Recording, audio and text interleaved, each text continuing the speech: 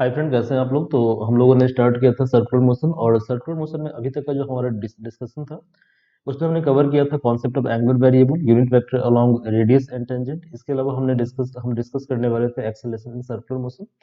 तो अभी तक हम लोग डिस्कस कर चुके थे डिस्प्लेसमेंट आर कैसे फाइंड आउट करेंगे और वेलोसिटी वी कैसे फाइंड आउट करेंगे। Okay, so now our next objective is to find out acceleration in circular motion. तो अभी तक जो हमने डिस्कस किया था उसको फास्टली हम रिकैप करते हैं। तो we have to find out acceleration in circular motion. So circular motion को डिस्क्राइब करने के लिए दो तरह के यूनिट वेक्टर की जरूरत होती है, जो कि circular motion two dimensional motion है। ठीक है, तो एक मोशन रेडियस के लॉन्ग होता है, दूसरा मोशन टेंजेंट के लॉन्ग होता है। तो रेडियस के लॉन्ग जो मोशन है उसको डिस्क्राइब करने के लिए यूनिट वेक्टर हम ऑप्ट करते हैं ई R cap, that is radial unit vector. इसकी वैल्यू होती है I cos theta plus j sine theta, जो हमने डिराइव किया था लेक्चर वन में। और जो ई टेंजेंशियल है इसका वैल्यू होता है minus I sine theta plus J cos theta, ये भी हमने डिराइव किया था वीडियो नंबर वन में। फिर हमने डिराइव किया था displacement R equal to R E R, जो कि डिस्प्लेसमेंट रेडियस के लॉन्ग हो रहा है। ठीक है, तो यूनिट वेक्टर क्या होगा, ई आर कैप होगा। तो आर और ई आर की वैल्यू कितनी है, i cap cos theta plus j sine theta. Similarly v equal to are omega into e tangential. Okay, ये हमने डिराइव किया था, आप एक बार वीडियो को रिचेक कर ले। फिर is are omega into minus I sine theta plus J cos theta. Now our next objective is to find out acceleration. ठीक है, तो देखिए एक्सेलरेशन इक्वल टू क्या होता है, dv upon D t. So it is d upon D T, और your velocity is are omega into e tangential. ठीक है, अब यहाँ पे आर कांस्टेंट है, इसे आप बाहर कर दीजिए। It is d upon D T into omega into e tangential. अब एक रूल होता है डिफरेंशिएशन का, कि यदि दो वेरिएबल को डिफरेंशिएट करना हो आपको, तो दो वेरिएबल u और v है। ठीक है, तो पहले हम क्या करेंगे, फर्स्ट वेरिएबल को बाहर कर देंगे, मतलब कांस्टेंट मान लेंगे इसको हम। और इसको हम लिखेंगे v डैश। v डैश का मतलब dv बाई dx होता है। ठीक है, सिंगल डैश का मतलब होता है सिंगल डिफरेंशिएशन। गुड। अब जिसे हमने डिफरेंशिएट किया पहले, उसे हम कांस्टेंट मान लेंगे, और फिर हम अदर को डिफरेंशिएट करेंगे, मतलब u डैश। ठीक है, यू डैश का मतलब क्या बताया मैंने आपको, D U by sorry D U by D X, और वी डैश का मतलब D V by D X. Good. तो यहाँ पे आप लिख सकते हो आर इंटू, इसे आपने u कंसीडर कर लिया, इसे आपने v कंसीडर कर लिया, तो कितना हो जाएगा, ये हो जाएगा आपको omega D upon D T into E T cap plus E T cap into D omega by D T. Any problem? चलिए, तो ये है आपका R omega into D upon D T into E T cap plus E T cap R D omega by D T. अब हम एक काम करते हैं, इसे हम इक्वेशन नंबर फर्स्ट कंसीडर कर लेते हैं। Any problem? चलिए, अब हम पहले इसका वैल्यू फाइंड आउट करते हैं। What is the value of D upon D T E T cap. So D upon D T E T cap equal to D upon D T, और E T cap की value कितनी है, यहाँ देखिए आप कितनी है, minus I sine theta plus J cos theta. It is minus I sine theta plus J cos theta. Good. अब क्या करोगे आप, इसको आप लिखोगे, ये देखो टाइम है, ठीक है, और ये क्या है आपका थीटा है। तो फंक्शन जो गिवन है वो थीटा थीटा के फॉर्म में है। ठीक है, और डिफरेंशिएट करना है विद रिस्पेक्ट टू टी, तो हम टाइम के रिस्पेक्ट से डिफरेंशिएट नहीं कर सकते। ठीक है, तो हम क्या करेंगे, हमने D theta upon D theta से मल्टीप्लाई कर दिया। ठीक है, वन से मल्टीप्लाई करने पे कोई इफेक्ट नहीं पड़ता किसी नंबर पे। तो इसे आप लिख सकते हो, इसे आप रीअरेंज करो, तो आप लिखोगे इसे d upon D theta into minus i cap sine theta plus j cap cos theta into d theta upon D t. ठीक है, मतलब ये जो डी थीटा था इसे हम यहाँ पर ले आए, और डी टी को हम यहाँ पर ले गए। कोई प्रॉब्लम है? No problem. चलिए, D upon D theta, I तो कांस्टेंट है, ये बाहर आ जाएगा। D upon D theta sine theta कितना होगा, ये होगा cos theta. Similarly J constant है, D upon D theta cos theta कितना होगा, माइनस साइन थीटा। और क्या, D theta by D T कितना होगा, ओमेगा होगा। तो इसे आप लिख सकते हो minus omega into I cos theta plus j sine theta. आपने माइनस कॉमन ले लिया है, ठीक है, हमने एक स्टेप स्किप कर दिया है। तो ये है माइनस ओमेगा इंटू आई cap cos theta plus j cap sine theta कितना होता है बताइए? ये होता है ई R cap. It is E R cap. इसे इक्वेशन नंबर आप 2 मान लीजिए। So now from equation number first and second, from equation number first and second, आपने क्या फाइंड आउट किया? आपने फाइंड आउट किया acceleration a equal to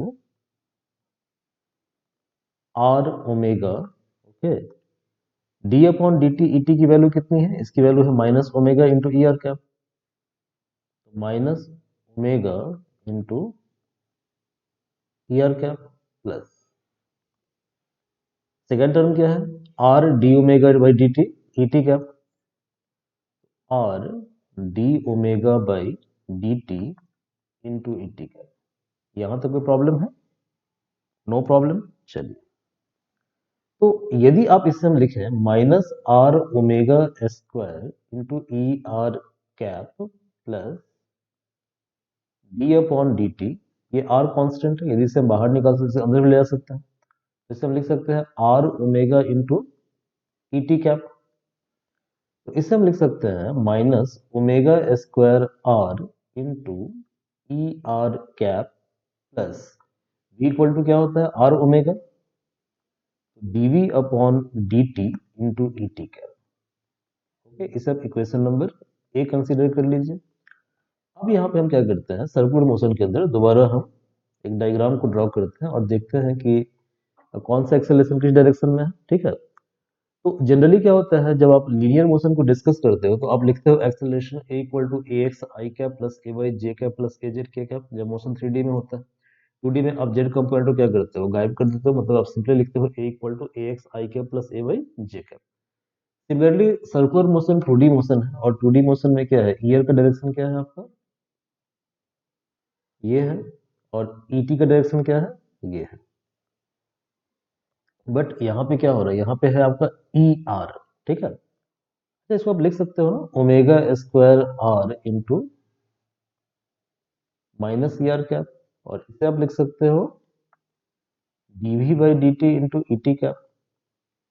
okay, और इसे आप इक्वेशन नंबर ए कंसिडर कीजिए, ठीक है। इसे आप ए मत मानिए। तो ये है आपका इक्वेशन नंबर ए, ठीक है। अब देखिए in general acceleration equal to यहाँ पे क्या होगा, A R into E R cap plus A tangential into E T cap. मतलब एक एक्सेलरेशन जो होगा वो रेडियल डायरेक्शन में होगा, दूसरा एक्सेलरेशन टेंजेंशियल डायरेक्शन में। अब रेडियल डायरेक्शन का जो एक्सेलरेशन है वो नेगेटिव डायरेक्शन में है, ठीक है। यानी कहने का मतलब ये हुआ कि ओमेगा स्क्वायर आर जो आपका है, ठीक है, वो क्या होगा, सेंटर की तरफ होगा। तो यदि आप यहाँ पे डायग्राम को स्केच करोगे, ठीक है, तो ओमेगा स्क्वायर आर ये कहाँ होगा, सेंटर की तरफ होगा, ठीक है, माइनस ईयर, ये है ना माइनस ईयर। और ये जो डीवी बाई डी टी है ये आपका होगा tangent D V by D T. तो जब दो वेक्टर इस तरह से दिया हुआ हो, एक वेक्टर ये है, दूसरा वेक्टर आपका ये है, ठीक है, इन दोनों वेक्टर का रिजल्टेंट वेक्टर क्या होगा, ये वेक्टर होगा। This vector will be resultant vector. यानी ये जो बीच वाला वेक्टर है, ठीक है, एक्सेलरेशन, ये क्या होगा, रिजल्टेंट वेक्टर होगा। समझ में आ रहा है? अब आप जानते हो कि रेडियस और टेंजेंट के बीच का एंगल कितना डिग्री होता है, 90 डिग्री होता है। तो यदि आपने वेक्टर पढ़ा होगा तो आपने पढ़ा होगा, ठीक है, कि जब दो वेक्टर के बीच का एंगल 90 डिग्री हो तो रिजल्टेंट कितना होता है, ए स्क्वायर प्लस बी स्क्वायर। यदि नहीं पढ़ा है तो वेक्टर का वीडियो आप जाकर चेक कर लें। तो एक्सेलरेशन ए का जो मैग्नीट्यूड होगा वो क्या होगा, under root A R square plus A T square, ठीक है। अब ए आर कितना है आपका, ए आर है आपका ओमेगा स्क्वायर आर इसका whole square plus D V upon D T का होल स्क्वायर, ठीक है। और यदि आपको ये फाइंड आउट करना हो कि डायरेक्शन क्या होगी, तो डायरेक्शन क्या होगा, डायरेक्शन होगा अल्फा, ये डायरेक्शन होगा, ठीक है, ये आपका नेट एक्सेलरेशन है, ये है आपका टेंजेंशियल एक्सेलरेशन, और ये है रेडियल एक्सेलरेशन। तो this one is radial acceleration, if this is tangential तो ये लाइन और ये लाइन क्या है, पैरेलल लाइन है, तो ये भी क्या होगा, ए टेंजेंशियल होगा। तो डायरेक्शन होगा tan alpha equal to A T by A R. तो डायरेक्शन क्या हो जाएगा भैया, डायरेक्शन होगा tan alpha equal to A T by A R. और ए आर की वैल्यू कितनी है, तो ए आर की वैल्यू है omega square are.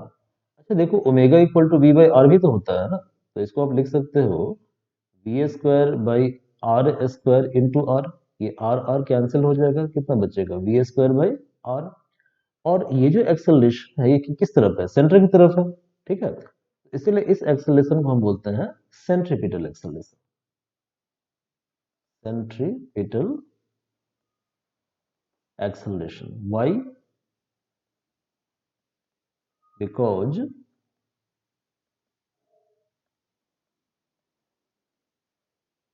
acceleration is towards center. Acceleration is towards center of circle. Center of circle. और second tangential है, tangential कितना है आपका, dv बाई dt। तो आज के लेक्चर में हम इतना ही डिस्कस करेंगे। जो नेक्स्ट लेक्चर है वहां पे हम डिस्कस करेंगे टाइप्स ऑफ सर्कुलर मोशन। तो जब सर्कुलर मोशन यूनिफॉर्म होगा तो इस केस में क्या होगा, इस केस में आपका v कांस्टेंट हो जाएगा, तो टेंसिल टर्म जीरो हो जाएगा, वैनिश हो जाएगा। जब सर्कुलर नॉन यूनिफॉर्म होगा तो उस केस में v क्या होगा, वेरिएबल होगा, कांस्टेंट नहीं होगा, तो ये टर्म वैनिश नहीं होगा। तो ये हम डिस्कस करेंगे नेक्स्ट वीडियो में। आज हम क्लास को यहीं पे ओवर करते हैं। Okay, bye and take care.